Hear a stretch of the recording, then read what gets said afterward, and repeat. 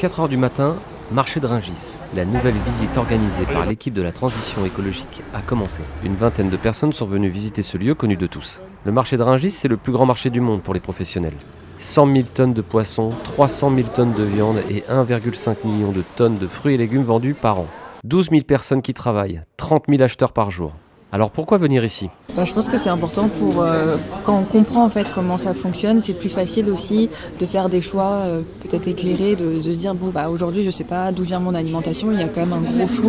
Donc de venir à Rungis, ça permet de comprendre les achats ça se fait comme ça, on sait que ça vient de tel endroit, etc. Et en fait ça permet je trouve d'avoir une meilleure connaissance quand on achète, de se dire ça c'est des circuits longs, c'est des circuits courts et de le faire en connaissance de cause, quoi. C'est intéressant de voir justement les matières premières à l'état brut,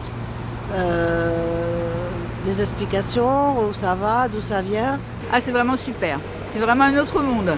On m'avait dit que Rungis c'était un village au niveau de la grandeur et effectivement de savoir comment ça se passe, comment on vit. La visite dure 3h30 et les visiteurs déambulent entre les viandes, les rayons laitiers et les fruits et légumes. Gruyère suisse, comté français, classe 1. Oui. C'est à la mode en ce moment les tomates de toutes les couleurs. Plusieurs visites ont lieu chaque année, organisées par la ville. Et il est possible de s'inscrire sur ces temps insolites et ainsi apprendre à consommer autrement. Dans l'idée, en tout cas les visites de ferme, c'est sûr que c'est une fois par an au minimum. Et l'idée c'est maintenant qu'on a fait Rungis, qu'on a fait la visite idéale, de pouvoir diversifier les lieux et que ce soit pas uniquement que les fermes, mais qu'on ait d'autres lieux effectivement à visiter autour de l'alimentation et idéalement l'alimentation durable.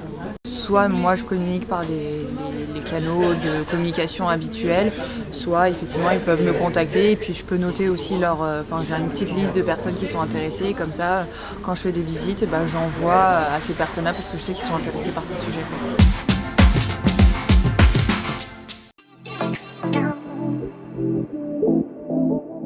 Réfection de la voirie, installation de brumisateurs et rénovation du matériel de fitness en accès libre, la ville n'en finit pas de se rénover et d'évoluer. Parmi les chantiers phares de cette année, la transformation des salles du cinéma Jean Vigo a permis d'offrir un meilleur confort pour tous, avec le remplacement des fauteuils désormais traités contre les acariens. Une accessibilité renforcée aux personnes à mobilité réduite et des écrans neufs.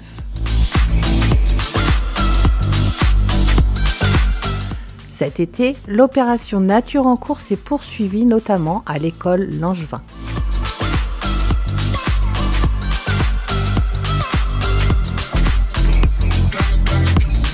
Parmi les gros projets, le chantier des écuries de Richelieu est aujourd'hui bien lancé. Rappelons que le lieu, retenu par la mission Stéphane Bern, qui vise à la sauvegarde du patrimoine, sera à terme transformé en maison d'art. Il devrait ouvrir ses portes au cours de l'hiver 2026-2027.